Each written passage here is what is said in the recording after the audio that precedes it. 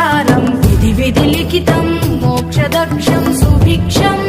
गङ्गाङ्गं दिव्यलिङ्गं गजमुख विनुतं सान्नपूर्ण